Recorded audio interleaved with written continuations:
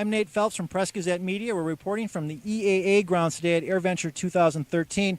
And this morning we're talking about backcountry aircraft produced by Quest Aviation Company out of Idaho. With us we've got Steve Zinda. Steve, can you tell us a little bit about the aircraft and the history of the company? Let's start with the aircraft and where it's designed to go and kind of what your market is. Yeah, this is the Quest Kodiak 100. It's designed as a backwoods aircraft. Our company is based up in Sandpoint, Idaho. Sandpoint, as a matter of fact, was recently named the most beautiful small town in America. Our aircraft is designed as a backwoods airplane to get into unimproved airstrips, in and out of airstrips. It's also designed as a STOL airplane, or a short takeoff and landing aircraft. So at full max gross, which at 7,255 pounds, our aircraft can get into and out of a 1,000-foot long unimproved airstrip. So the aircraft is designed for that purpose, not only from a performance perspective to get in and out, but also to handle that rugged type terrain. It's a pretty robustly built aircraft to handle that type of terrain. You know, can you talk a little about the history? You're a company that has basically a little over 20 years of history in this, and in aviation that's a relatively young 20 years. Can you talk a little bit about how the aircraft and the company came to be? Yeah, so the company it came about. There's missionary groups that provide humanitarian services around the globe. They were using piston-powered airplanes in a lot of their operations, and many of the aircraft that they used were relatively old aircraft. Avgas, which is used in the piston airplanes, is becoming harder and harder to get in remote areas, and in many cases they have to fly it in. And the cost of that avgas was sometimes 4 and 5 times the amount of what Jet A fuel is.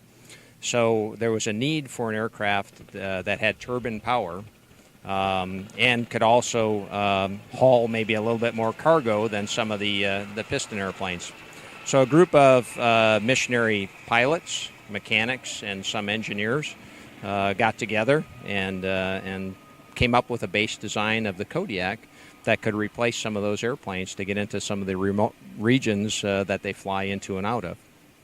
So the basis of our company derives from that. We are a commercial business, so we sell airplanes commercially around the globe. But what we do with our profits from our commercial sales is we're able to contribute back to some of our missionary friends in the form of airplanes. And the way we do that is we provide them airplanes at a reduced cost, so they don't pay the commercial cost for them, so that they can carry out those humanitarian missions that they do around the globe. Where will you find this airplane operating in the world at this point? Kind of what's your span to your market, and where are people taking these? Yeah, so of course in the United States we have Kodiaks all over the United States. There are actually some that are used by the Department of Interior for migratory bird watching. We have Kodiaks that are across the globe. We have Kodiaks in China, going into China this year. We have one in Thailand. We have a group that are in Indonesia. We have some in Australia. We have some in Africa. Latin America is very well covered by us. Central America is a very good region for us. And areas that require airplanes to get into and out of unimproved airstrips. You know, I mentioned about putting some airplanes into China. China does not have an aviation complex like we do here in the U.S., so most of their airstrips are just a field that's plowed out, and this airplane is a good fit for that. So we kind of span the globe with our aircraft right now. When you look at the general aviation market, we talked very briefly about this. This is a little bit of a niche market. Is it a pretty big market? I mean, is there enough market share out there, or a lot of market share? Or kind of how does this fit into, I guess the sales and the potential out there in this market? Yeah, we think there's a great potential in the market. You know, because the genesis of our company replacing some of those old piston airplanes. There are tens of thousands of those airplanes across the globe that'll need to be replaced.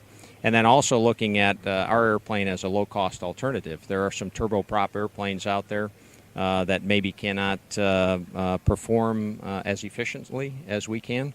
So this is a nice low-cost alternative to maybe some of the larger airplanes.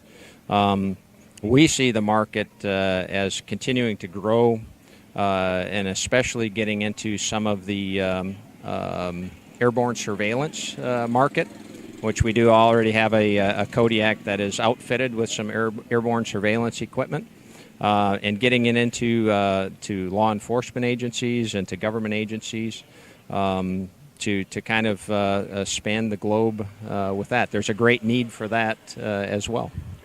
And Steve, going forward, what do you see? What's next on the horizon? Is the Kodiak 100 kind of the flagship and continue to improve on this, or do you have other projects in the works? Yeah, so the Kodiak 100 is our flagship, and we are a relatively young company, but this year we're going to celebrate our 100th aircraft delivery.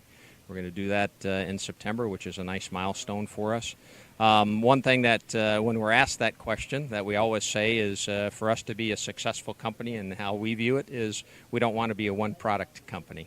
So, our intentions are not to be a one-product company. Gotcha. Well, fantastic. Well, we've been here with Steve from Quest Aircraft Company talking about the Kodiak 100 and the history of the company here. We'll be back at noon with another story here for you from EAA, and for Press-Gazette Media, I'm Nathan Phelps.